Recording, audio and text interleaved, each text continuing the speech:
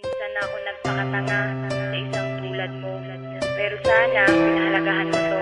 Salamat na lang sa ating nakaraan. Ang dapat kong gawin, ika'y aking kalimutan. West Coast Productions.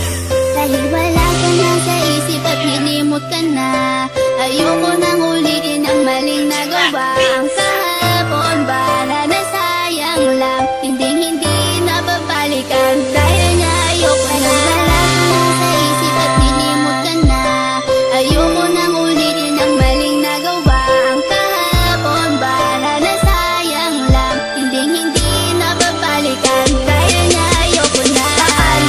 Isang ko na hindi matanggap, ikaw pa rin kahit ako'y magpapanggap. Ngunit wala nang ang rason para ating ipagpatuloy ang mga nagsimulan. Kaya't ang luha dumadaloy sa aking mga mata. Ngunit palagi kong tanong na kung bakit ikaw pa rin ang siyang binubulong ng aking puso na naging rason kung ba't nahihirapan. Ikaw lang ang dahilan kung bakit ko nabibitaw ang mga simpleng talaga na gustong iparating. Isang tanong na di mahanap at kailangan dumating. Ang tila isang pagsubok na hindi ko makayanan.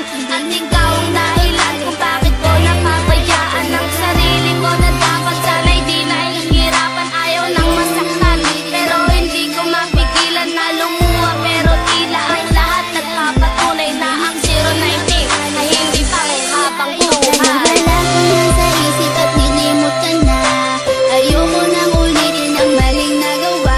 Ang kahapon ba na nasayang lang, hindi na babalikan. Dahil nga ayoko na. Wala ko na sa isip at nilimot ka na, ayoko nang ulitin ang maling nagawa. Ang kahapon ba na nasayang lang, hindi na babalikan. Dahil nga ayoko na. Hindi ka pa ba masaya ngayong meron ka ng iba? Kailangan bang ipamukha na di na ako mahalaga? Noon ako ay nagtiis sa mga panluloko mo. Hindi ka pa rin nadala, ito'y inulit-ulit mo. Sayang lang ang panahon na nilaan ko lang sa'yo. Bakit pa nagpakatanga ako sa isang katulad mo? Binigay ko ang lahat at pinagkatiwalaan. Ba't ganito lang gagawin? Basta na lang ako iiwahit na masakit sa akin. Ngayon ay wala ka na. Ngayon ko naintindihan isa muling masaktan ka. Ayun kinalimutan ko na ang lalaking tulad mo.